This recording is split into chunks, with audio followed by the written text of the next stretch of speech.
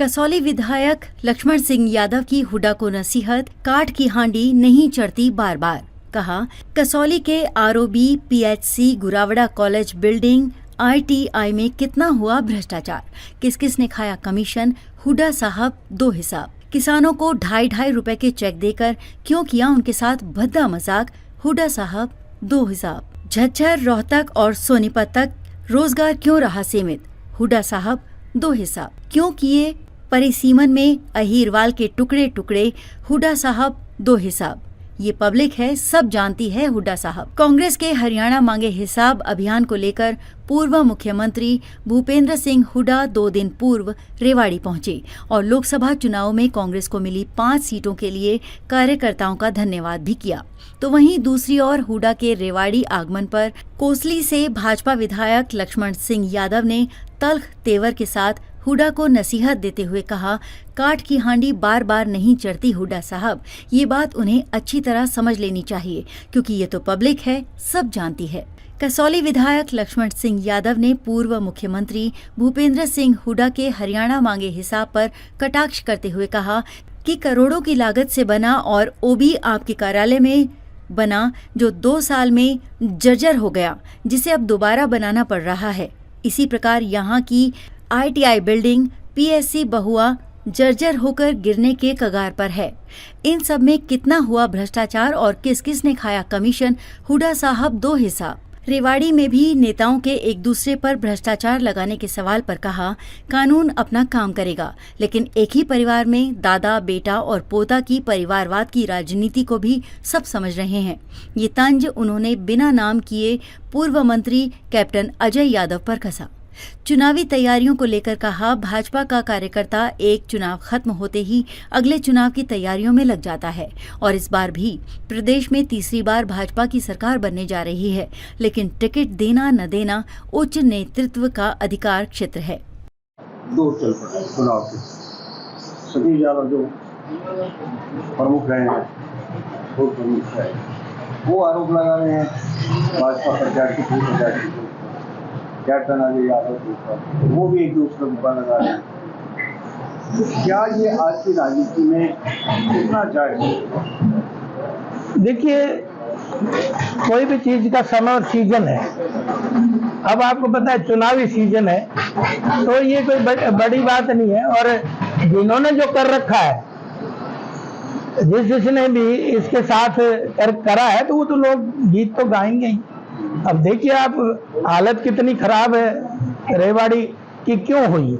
अब एक ही परिवार लगातार निरंतर दादा, बेटा, पोता, अब और कोई किसी को दोषी माने, तो मैं ये समझता हूँ कि ये न्याय नहीं है रेवाड़ी के साथ। एक दूसरे पर अवैध प्रॉपर्टी बनाने के आरोप लग रहे हैं, भ्रष्टाचार के आरोप लग रहे हैं। उस पर सब कानून अपना काम करेगा, उसमें तो मैं क्या बोल सकता हूँ। हमारा आखिरी सवाल आपसे कि अभी विधानसभा चुनाव कितना आश्वस्त पार्टी पूरी तरह से आश्वस्त है। और आपने देखा भी है, जब भी हरियाणा जब से बना है, मैं तो जब से उसका इतिहास जानता हूँ, तब जो भी केंद्र में सरकार बनती है वही स्टेट में बनती है। तो ये तो निश्चित है कि हम तीसरी बार हरियाणा में सरकार पूर्ण बहुमत की बना रहे हैं।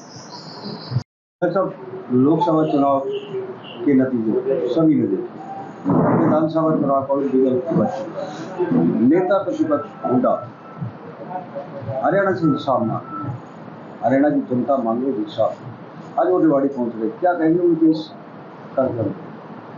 एक तो पार्लियामेंट जो चुनाव था, इनमें इन्होंने जो झूठ का प्रोपगंडा अपनाया था, संविधान तोड़ देंगे, आरक्षण को खत्म कर देंगे, वो कई लोगों को जहन में आ गया। लेकिन काठ की हांडी बार बार चढ़ती नहीं है। एक तो हुड्डा साहब को ये ध्यान में रखना चाहिए। दूसरा, जो हिसाब मांगने हमारे 10 साल का आ रहे हैं, तो मैं भी उनसे कुछ हिसाब मांगना चाहता हूँ, क्योंकि आपने देखा कि हमारा पुल जो 2 साल में हुड्डा साहब ने बनाया था, और आज वो जनता के लिए कितना दुखदाई है, उसमें कितना बड़ा घोटाला था। पहले हुड्डा साहब उसका हिसाब देते, आज हमने तुड़वा के दोबारा बनवाना पड़ रहा है। इसी तरह से आईटीआई की बिल्डिंग बनी थी, उसके आज पूरी छत जर्जर होगी, उनको हमने आज रिपेयर कराया है, छज्जे बनवाए हैं। उसमें किन किन लोगों ने कमीशन खाया था, कौन कौन ठेकेदार था, उसका हुड्डा साहब हिसाब हमें दे दें। ठीक उसी तरह से आप देखेंगे कि इसी तरह से हमारी पीएचसी बउआ का भी बिल्डिंग जर्जर है, उसके नीचे कोई जाता नहीं है, कभी भी वो गिर सकती है। वो भी किस ठेकेदार ने बनाई थी, उसका कृपया हुड्डा साहब हिसाब दे दें। ठीक इसी तरह से गुरावड़ा कॉलेज की बिल्डिंग बनाई थी, इसी तरह से नाहड़ कॉलेज की बिल्डिंग बनी थी जो हमने रिपेयर करके आज काम चलाऊ हो रही है। तो किन ठेकेदारों ने बनाई थी? तो ऐसा क्या रोहतक की तरफ भी था या हिरवाल में ही केवल ऐसे ठेकेदार भेजे गए थे जो सारा माल खा गए? और अगली बात जो है उसका भी हुड्डा साहब हिसाब दे दें। अगर 2.5, 3, 5 रुपए के किसानों को चेक देते थे, आज हमारी सरकार ने तो ऐसा नहीं दिया। वो भी लोग दिखाते हैं हर बार अखबारों में। 2.5 किसानों के साथ जो मजाक किया था उसका भी जरा हिसाब दे दें। और तीसरा, जो एम्प्लॉयमेंट दी थी रोहतक और झज्जर तक सीमित हो गई थी, सोनीपत तक सीमित हो गई थी, बाकी पूरे हरियाणा में कुछ नहीं हुआ था। उसका भी पूरे हरियाणा को हिसाब देते, विशेषकर हिरवाल की जनता को। और अगला हिसाब ये देते परिसंबंध में हिरवाल के टुकड़े क्यों किए थे और हिरवाल को टुकड़े टुकड़ों में क्यों बांटा था, उसका भी हिसाब दे दें। क्योंकि हिरवाल को तोड़ने का काम या तो बंसीलाल ने उस समय कनीना खत्म किया था या भूपेंद्र हुड्डा ने किया है, तो उसका हिसाब दे दें। क्योंकि जनता भी हिसाब मांगेगी 2026 में, फिर परिसंबंध आ रहा है, तो उसका हिसाब हुड्डा देंगे तो और अच्छा रहेगा। तो हिसाब तो बहुत लोगों ने मांगना है हुड्डा साहब से, पिछले उनके कांग्रेस के 10 साल के कार्यक्रम का।